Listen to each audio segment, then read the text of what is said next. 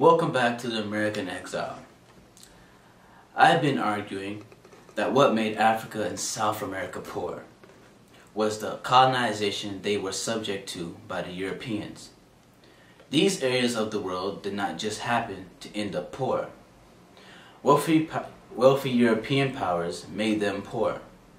Now, one response people might bring up is, wait, Canada and the United States were colonies of England and they certainly aren't poor, so you can't blame colonization.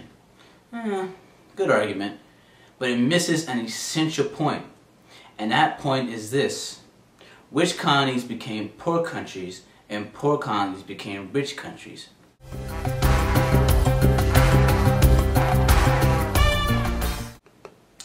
It seems strange, but listen to how it works.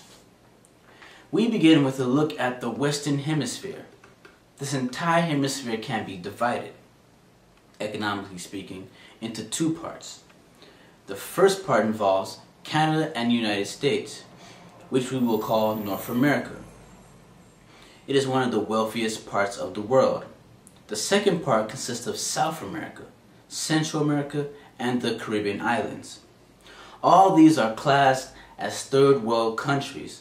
Their average wealth is a fraction of that of North America. The question we must ask is, why and how did this occur? Let's begin our examination with a brief study of what I call Latin America, by which I mean all of South America and Central America.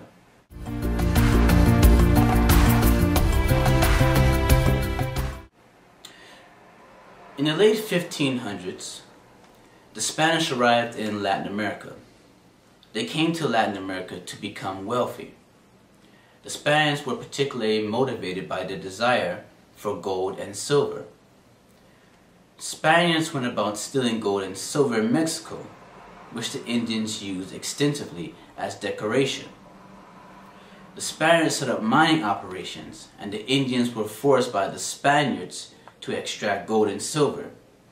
In this process, millions of Indians died due to foreign diseases and the harsh brutality of the Spanish.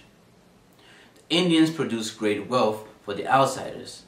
They were not allowed to produce wealth for themselves. Furthermore, Mexico became poor because labor was cheap.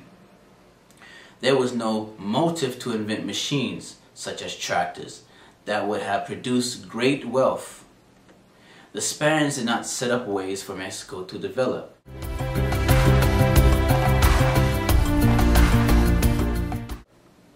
Development involves a people's own ability to create wealth for itself. Economic development is the development of a people's own skills, resources, and abilities to produce goods of value for themselves. Economic development is what makes a country wealthy. This is different from economic growth. Economic growth is an increase in the value of goods produced. Economic growth means a country produces more goods, but does not make that country wealthy. The same thing happened in the Caribbean islands. Slaves produced great wealth, but there was no economic development. Slaves were not taught how to create wealth by themselves or for themselves.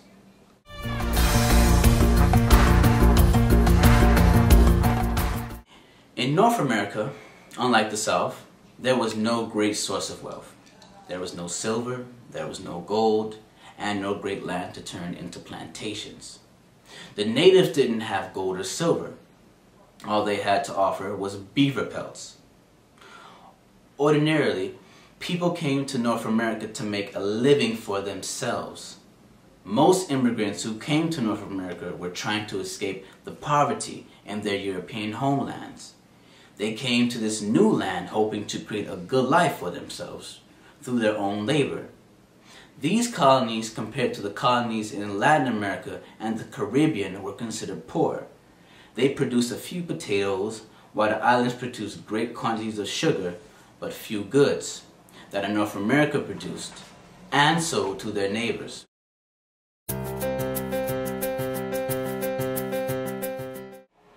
The people of North America invented and discovered solutions to help make themselves more prosperous. They learned to make products for themselves. This was economic development. Learning to produce for your own benefit. It was their good fortune that the age of invention was upon them. The steam engine, the electric light bulb, and the internal combustion engine, which by the way was not all invented by Europeans, were all products that these people produced for themselves and their own benefit. In this way, the people of North America became wealthy.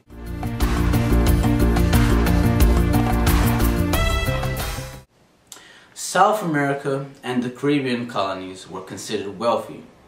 They produced not only gold and silver, but giant plantations which produced huge quantities of sugar and cotton. Much of this wealth was created by the use of slave labor. The wealth created was in part an illusion. Though each slave colony produced great wealth for its masters, the fact of the matter is that it involved a huge labor force working with primitive tools.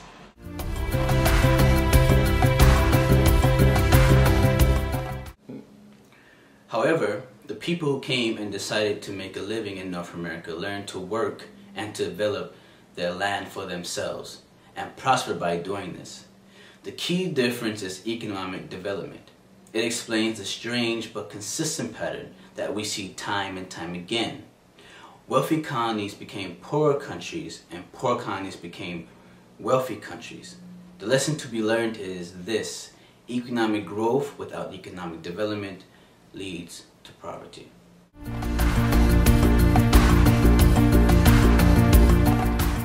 That created this strange phenomenon. Poor colonies such as those found in Canada and United States developed their own wealth-producing abilities and became wealthy countries. Wealthy colonies never developed their own internal wealth-making machinery and became poor countries. This also points to an important event in American history. The Civil War, in effect, saved the southern states from becoming another poor country. It had all the makings of a poor country. A plantation economy supported by slave labor producing tons and tons of the same product for export. And in fact, the southern United States until this present generation was always the poorest part of the United States. And until then, thank you for watching. And please, I would appreciate your comments.